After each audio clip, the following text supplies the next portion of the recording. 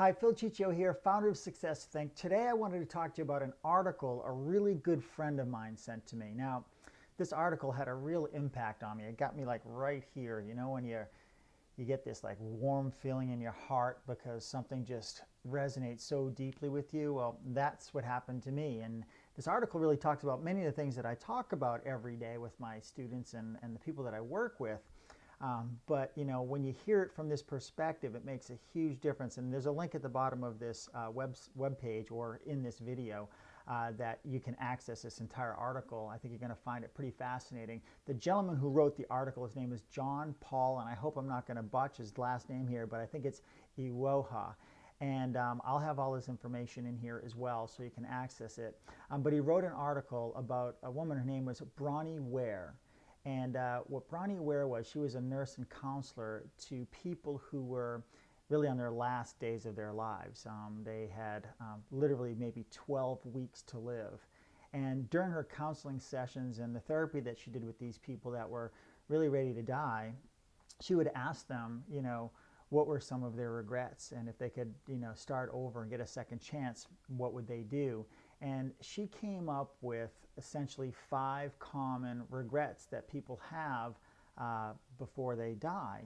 And so I want to share these with you. I'm not going to share all 5 of them with you. I'm going to just share 3 of them with you, and I want you to go to the article and read in more in depth what her findings were, because you know, these are the things that I talk about all the time to people. And when you hear from this perspective of somebody who's actually you know, dying, you can realize how powerful it is, and maybe you can make some adjustments in your life so that you don't die with these regrets as well. So the first one, it says, I wish I pursued my dreams and aspirations and not the life others expected of me. I'm going to repeat that one because this one's powerful. I wish I pursued my dreams and aspirations and not the life that others expected of me.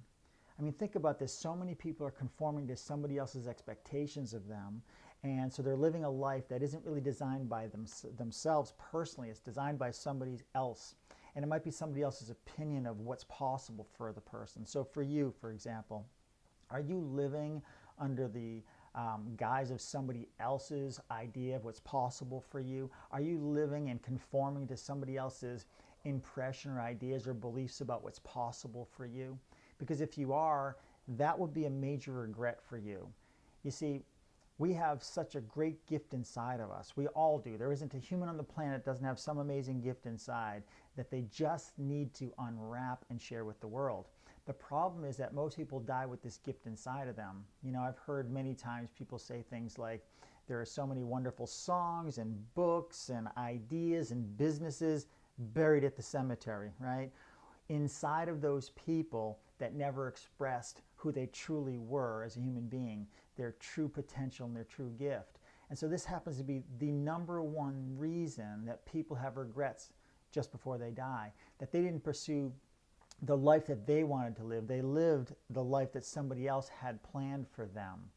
Don't let that happen to you.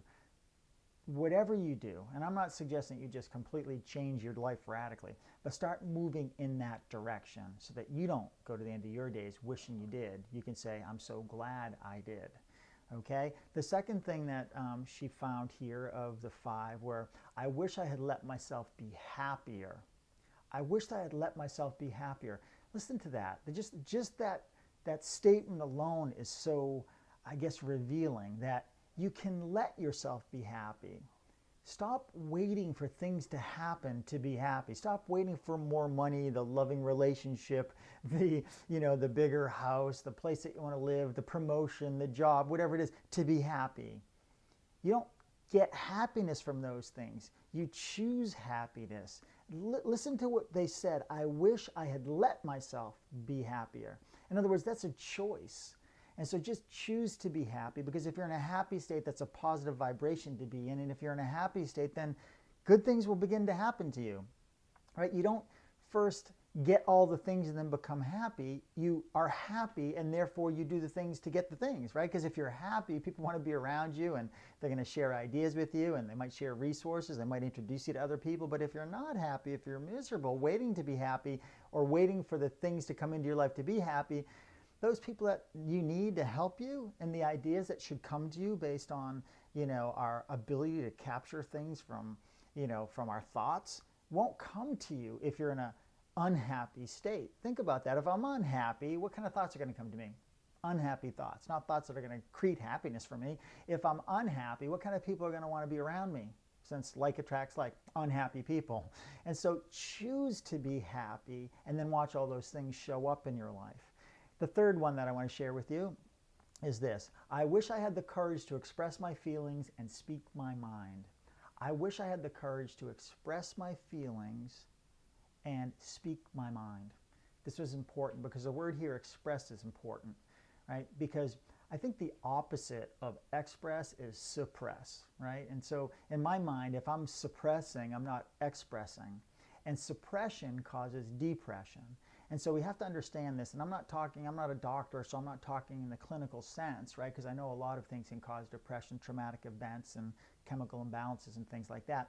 But if we suppress and we don't speak our mind and have the courage to express who we are and show up in the world as who we want to be, because we're trying to conform to society or conform to our significant other or our parents or our friends or our boss, if we're trying to suppress, that will cause us to be depressed. In other words, we won't be happy if we can't express who we are. So the key here in this one, right, having the courage to express, who are you? Show up as the person that you are. Don't be afraid of what other people say or think. It's irrelevant. If you want to live a happy life full of vitality and excitement and full expression, then you've got to express who you are. You got to dress the way you want to dress. You've got to do your hair the way you want to do your hair. You have to dance the way you want to dance. You've got to do things that show others externally who you are internally, because that's the only time you're going to be free.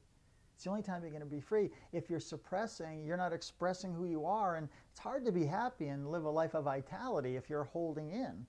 And then the other part of this is speaking my mind, right? Is there somebody that you've been avoiding talking to? Think about that. Is there somebody that you've been avoiding talking to, or is there something that you've been avoiding doing that's just also suppressing, that is causing you to not be able to feel fulfilled and excited in your life? So figure out what those things are, right? If there's something that you're avoiding, stop avoiding it. If there's someone that you've avoided saying something to or talking to, say it to them or talk to them. If they love you, don't worry. You're not going to hurt them. It might hurt for a little while, but it's better to express than to suppress. It'll help you both. It'll help your relationships. It'll help you in your life. And of course, express who you are. Do not suppress who you are. So I would encourage you to read the rest of this article. There are 2 more points here, or regrets that people have when they die. I don't want anybody that I have any ability to contact or reach out to through the internet or in person to ever go to the end of their days with regrets. So don't go to the end of your day with regrets. Go to the end of your day saying, I am so glad I did all of those things that I wanted to do, and I was able to express who I am every single day of my life, because that's the only way you're going to live a fulfilled life. Thanks for watching.